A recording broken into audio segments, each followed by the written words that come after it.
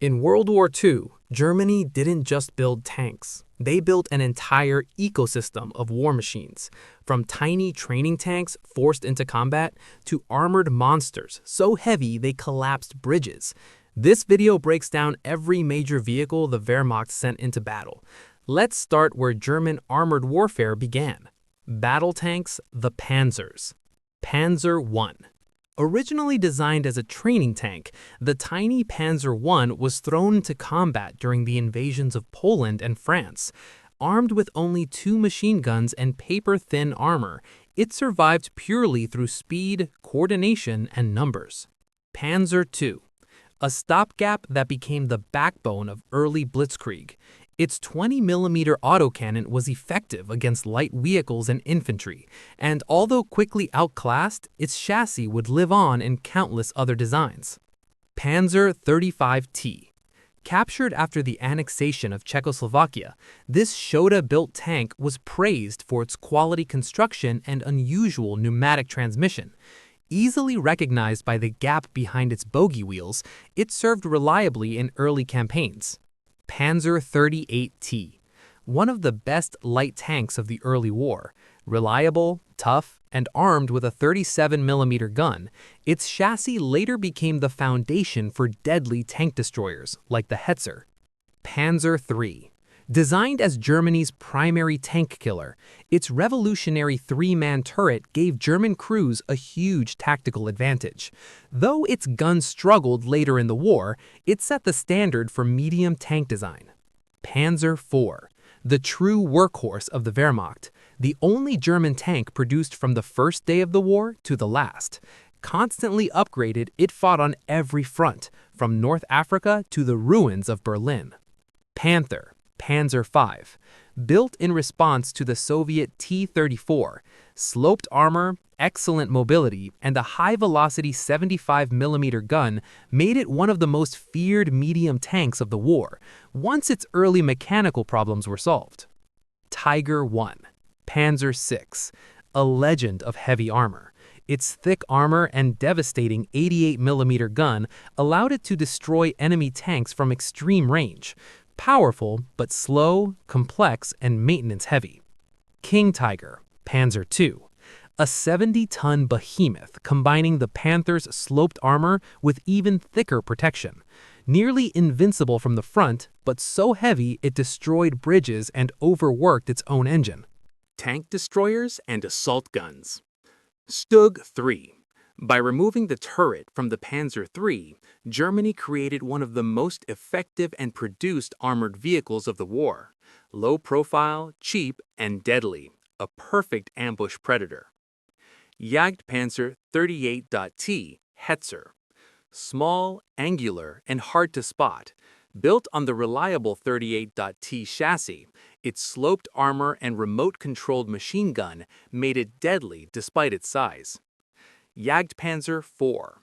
Nicknamed Guderian's Duck for its nose-heavy design.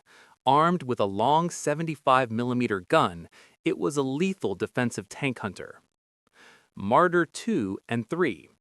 Emergency solutions mounting powerful anti-tank guns on obsolete chassis. Open-topped and dangerous for crews, but capable of killing even heavy enemy tanks. Nashorn. Almost no armor. One massive 88mm gun, designed to destroy enemy tanks from extreme distances before they could return fire. Jagdpanther. Often called the best tank destroyer of the war, it combined the Panther chassis with a lethal 88mm gun, balancing speed, armor, and firepower perfectly. Ferdinand/Elephant.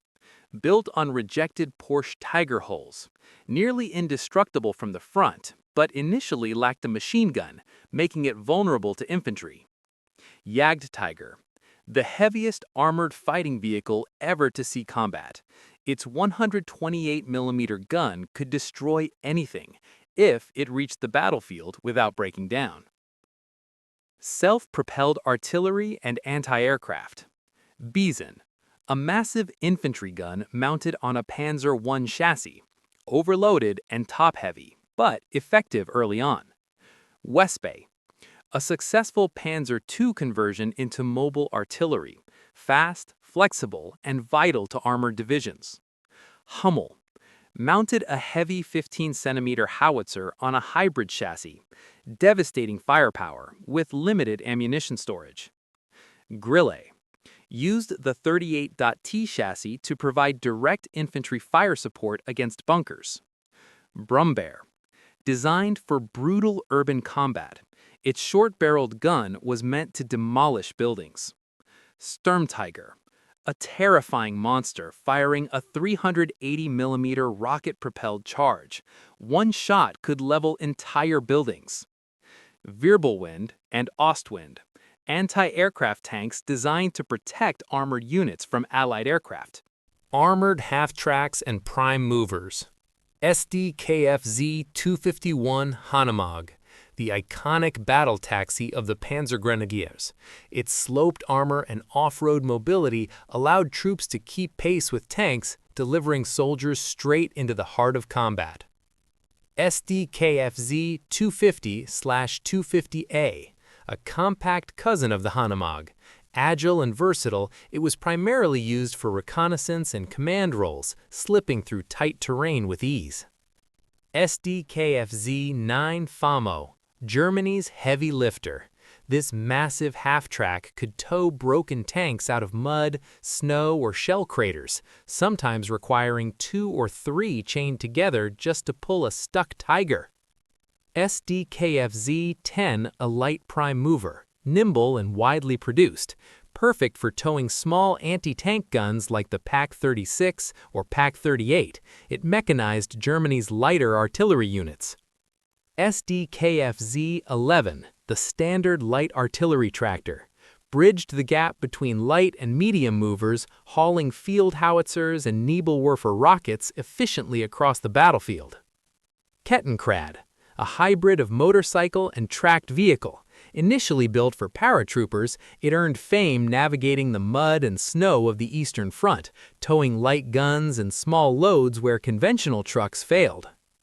Opel Muleteer. When mud stopped wheels cold, engineers converted Opel Blitz trucks with tracks, creating a makeshift mule that became a logistical lifeline across Russia's brutal terrain. Light utility, staff cars, and motorcycles. Volkswagen Schwimmwagen, Type 166, a true amphibious marvel. Built like a bathtub on wheels, with a drop-down propeller, it could cross rivers, bogs, and flooded fields, making it the most mass-produced amphibious car in history. Porsche 108, a rugged off-road personnel carrier. Its powerful V8 engine made it ideal for towing light guns or moving troops swiftly across rough terrain, a reliable workhorse in the early war years. Steyr 1500A, heavy, air-cooled, and built for extremes. Officers and commanders prized it for reliability in the scorching deserts of North Africa and freezing Russian winters. Mercedes-Benz G4, 6 wheels of luxury and intimidation. Less a combat vehicle, more a rolling propaganda machine, often carrying high-ranking Nazi officials in parades or inspections. BMW R75 motorcycle, built to tackle the harshest terrain. With a driven sidecar wheel, it could traverse mud, snow, and rough roads, serving as the lifeline for dispatch riders and reconnaissance teams. Specialized and siege vehicles. Panzer 42 Nebelwerfer, a terrifying mobile rocket launcher mounted on an armored half-track. Its 10-barrel rocket screamed across the sky, saturating enemy positions with explosive fury. Karl Gerrit, the ultimate self-propelled siege mortar. Firing 2-ton shells, it crushed fortresses that would have stopped normal artillery. Only a handful were ever built, each requiring a massive crew and crane support. Goliath Tracked Mine, SDKFZ 302 and 303. A tiny remote-controlled tank packed with high explosives. Nicknamed the Beetle, it was designed to sneak under tanks or into bunkers. Often fragile, but when it hit, it delivered deadly precision. Sturmtiger, a rare and terrifying urban weapon built on a Tiger I chassis. Its 380mm rocket-propelled depth charge could demolish entire city blocks in a single shot, turning towns into rubble. These vehicles show a side of German engineering that was brilliant, terrifying, and sometimes impractical. They weren't just about winning battles, they were about psychological shock, firepower, and pushing machinery to the extreme. Logistics trucks and transporters. Opel Blitz 3.6, the legendary workhorse, reliable, simple, and instantly recognizable with its lightning bolt logo. It carried everything from ammunition to troops, keeping the German war machine moving. Krupp Pracht's KFZ-69. Nicknamed the Boxer for its flat-4 engine, this six-wheel truck towed light anti-tank guns and transported motorized infantry with speed and efficiency. Rosenberg and RSO, specifically designed for the brutal conditions of the Eastern Front, fully tracked, slow-moving, but unstoppable in deep mud or snow, dragging artillery where conventional trucks would fail. Henschel 33, a heavy six-wheeled cargo truck built before the war, sturdy, strong, and capable of hauling engineering equipment or supplies across any battlefield. Einheit's diesel truck, a standardized six-wheel drive truck with independent suspension. Mechanically complex, yet unmatched in off-road performance, bridging the gap between wheeled and tracked transport. From the front lines to the supply depots, these vehicles were the unsung heroes of Germany's war effort, keeping the army fueled, armed, and mobile, often in conditions that would stop ordinary vehicles dead in their tracks. Armored reconnaissance vehicles. SDKFZ-222, a light four-wheeled scout car with angled armor and a 20mm cannon. Fast on roads, nimble off-road, it gave panzer divisions their early warning edge. SDKFZ-231 8-Rad, an 8-wheeled armored car with a complex suspension system capable of crossing rough terrain. With two driver positions, front and rear, it could escape ambushes without ever turning around. Puma, SDKFZ-234 and 2, arguably the best armored car of the war, combining high speed, an enclosed turret, and a potent 50mm gun. It could outfight almost any Allied reconnaissance vehicle it encountered. SDKFZ-263 radio car. Based on the 8-wheeled chassis, this vehicle served as a mobile communications hub. With a fixed superstructure and a large frame antenna, it coordinated panzer movements across vast distances, keeping armored units in sync. These vehicles weren't just scouts, they were force multipliers, providing intelligence, firepower, and communication that could turn the tide of an engagement before the enemy even knew they were under attack.